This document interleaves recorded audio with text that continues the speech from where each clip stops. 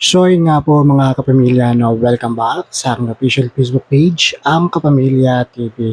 So yun nga po mga kapamilya, no, update nga lang po tayo dito sa bakbakan ng mga episode ng Batang Quiapo na talaga nga naman pong intense nga ng mga eksena rito sa Batang Quiapo. Ang nangungunang teleserye sa primetime bida ang Batang Quiapo. So yun nga po kapamilya, nagpaalam na nga po ang karakter ni Bullet dito sa Batang Quiapo at meron ding maugong na mawawala na nga din daw po ang karakter ni Lolo Noy dito sa Batang Quiapo. So pero wala pa naman pong confirmation at meron din kumakalat sa TikTok yung kanyang shoot pero wala pa naman pong confirmation na talagang mawawala na ang karakter ni Lolo Noy dito sa Batang Quiapo. Malakas yung pakiramdam ko na yung karakter dito ni Severino ay magbabalik dahil hindi nga po na ipakita yung kanyang eksena nung siya ay sinakay sa ambulansya.